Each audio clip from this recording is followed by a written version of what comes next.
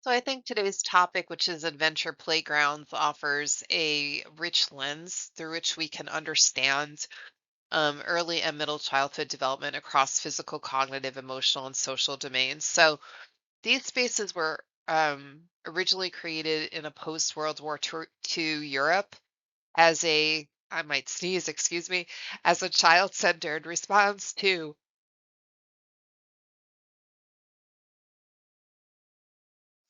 there we go, sorry, to destruction and trauma. So unlike traditional playgrounds, or what we think of as traditional playgrounds, which are very structured and adult designed, adventure playgrounds offer unstructured, imaginative, and risk informed environments where children create their own play. So, from a lifespan development perspective, they offer us a case study in Erickson's early psychosocial stages, Bronfenbrenner's ecological model, especially the role of enriched microsystems, executive function development, including cognitive flexibility and self regulation, and protective factors in resilience, risk assessment, and emotional well being. So I think this helps us recognize how play shapes identity, autonomy, and resilience, and perhaps will help us advocate for practices both in families, schools, neighborhoods, etc., that allow children to thrive developmentally and therapeutically. So adventure playgrounds diverge from traditional adult design structures. They are dynamic, ever-changing environments that place children in control. So from a Vygotskian perspective, these are rich zones of proximal development where children scaffold each other's growth. So um, the philosophical and operational core of true adventure playgrounds are sort of reflected in that quote. And so these aren't just physical spaces, they really are developmental ecosystems designed with intention.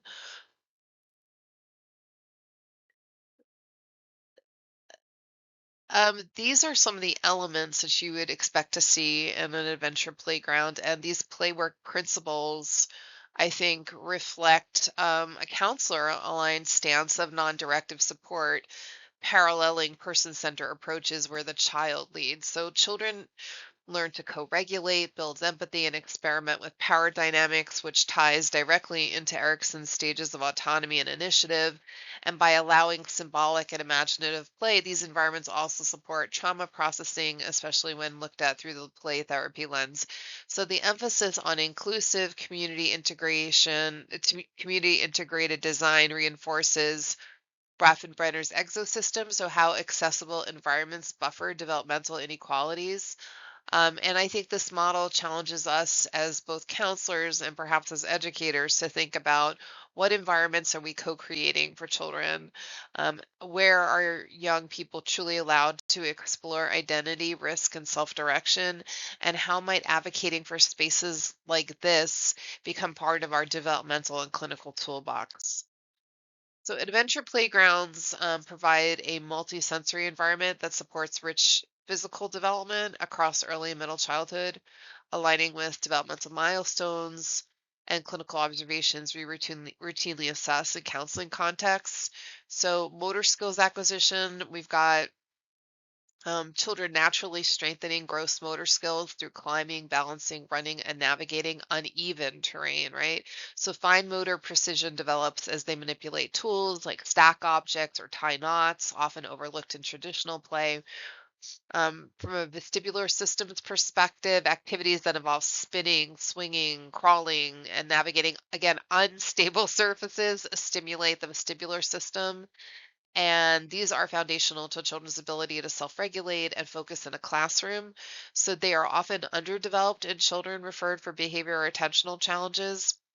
From an endurance and strength standpoint, the varied, engaging nature of adventure play supports sustained physical development. And unlike repetitive gym routines or sedentary screen time, these experiences build core stability and cardiovascular health, reinforcing healthy patterns across the lifespan. From a spatial awareness and body confidence, I think children learn to assess and navigate their physical limits, which can build self trust and agency. And these competencies support self efficacy, which is a core concept, right, in counseling, especially when addressing. children with anxiety or low self-esteem. So, from a developmental framework perspective, we've got Erickson's stage of industry versus inferiority, which is directly supported here. Physical competence translates to a sense of mastery. Piaget's concrete operational stage benefits as children develop understanding of space, distance, and cause and effect through embodied learning. Attachment-informed play therapy recognizes the role of movement and emotional regulation, especially for dysregulated or trauma-affected youth. So I think that, I mean, again, I guess I'm somewhat trying to indoctrinate you, but I guess that's my purview as a professor. But for me, I'll just say that I think we should advocate for environments that support embodied development, especially when so many children that we see have been removed from natural exploratory movements. And I really want this to be a lens through which we reframe behavioral issues as unmet developmental needs. So I believe, and I guess that's, I just got to keep stipulating that these adventure playgrounds are powerful incubators of psychosocial growth, offering children a really safe yet challenging environment to experiment with autonomy, mastery, and emotional expression. Um, they get to choose what to build, how to solve problems, and when to take risks. And I think these are all foundational, to building confidence and competence that will carry into adult adolescence and beyond.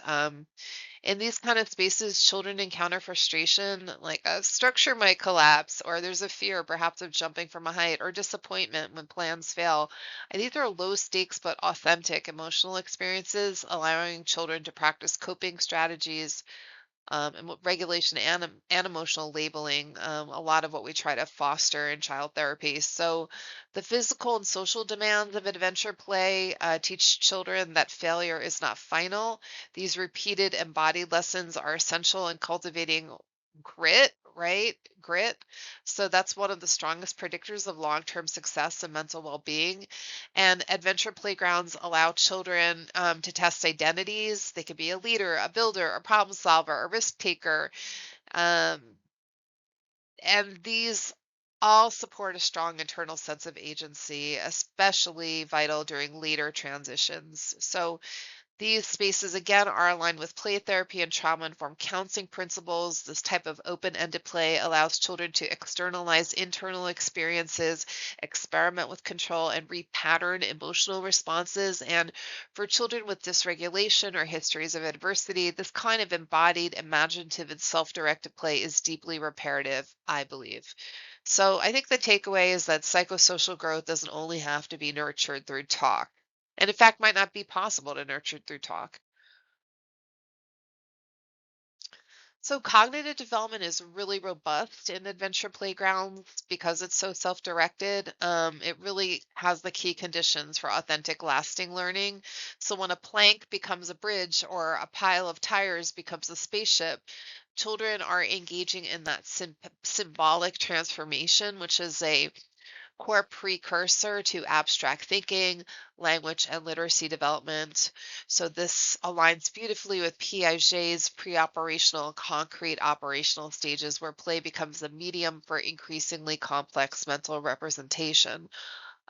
Constructing a shelter, organizing a team project, or figuring out how to balance uneven boards all require children to make plans, test hypotheses, and adapt. And this hands on problem solving, I think, sounds very reminiscent of paralleling to me the scientific method, right, which supports higher order thinking.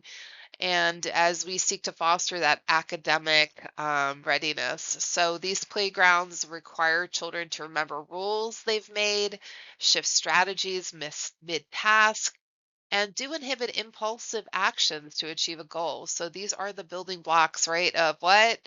Say it with me, executive functioning. So these are critical for academic success and, of course, emotional self-regulation. So deficits in this area often show up in our spaces as ADHD-like symptoms or anxiety or task avoidance. So, in an unstructured play environment, failure isn't a punishment, it's information. Think about that. This fosters cognitive flexibility and metacognition. Children learn to assess, revise, persist. All hallmarks are of a growth mindset, which is linked to both academic achievement and emotional resilience. So children need risk, not danger, but developmentally appropriate, self-directed challenges, right? That engage both the body and the brain. And neuroscience shows us why this matters. So adventure playgrounds allow children to evaluate risk in context, things like balancing, climbing, estimating what's too high or too heavy. These actions engage the prefrontal cortex where planning, judgment, and impulse control reside. And when children experience consequences safely, like falling a short distance, right, they refine neural networks responsible for cognitive control and emotional regulation. So, according to research in neurodevelopmental psychology, mild, self regulated stressors like testing a structure or confronting fear in play activate the hypothalamic pituitary adrenal axis in a manageable way. This promotes resilience and downregulation of the stress response system over time, key to preventing chronic anxiety or emotional dysregulation in adolescence. So, decision making under uncertain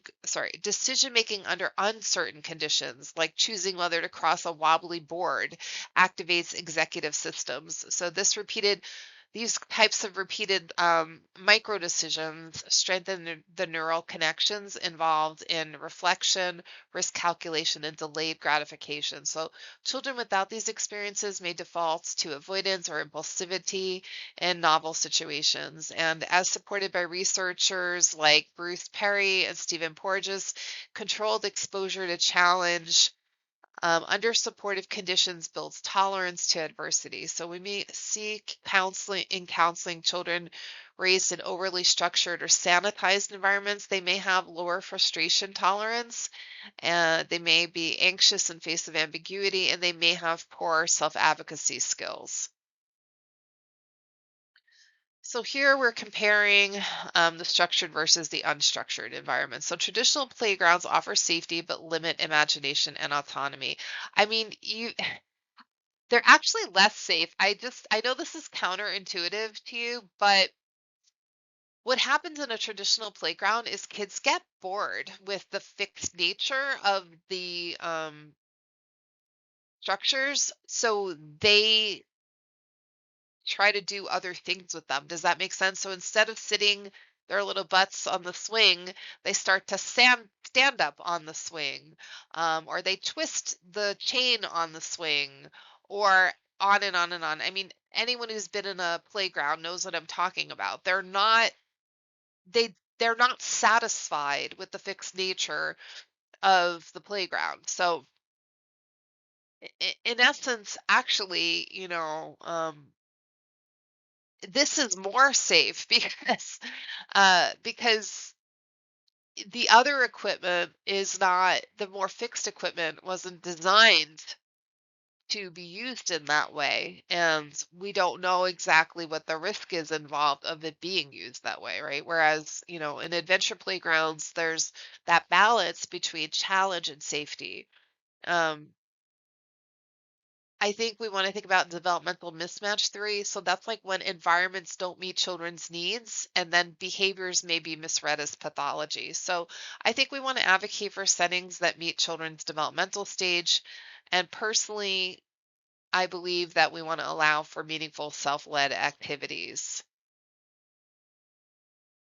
So in these adventure playgrounds, there are play workers, and they are trained to balance safety and freedom. So they intervene only when necessary. They're supporting children's agency and confidence. Research supports that these environments are not inherently more dangerous. As I said, they're just different in philosophy. And this is a powerful reminder to reframe our own risk aversion as potentially developmentally limiting.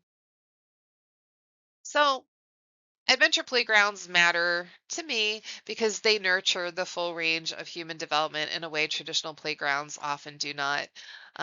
They encourage problem solving, experimentation, creativity through open ended design. Again, traditional playgrounds rarely challenge cognitive skills beyond repetition. Children in adventure settings encounter manageable frustrations and learn to self-soothe, persist, and take pride in achievement. And in contrast, traditional settings, by minimizing all risk, can limit the development of frustration tolerance and emotional regulation.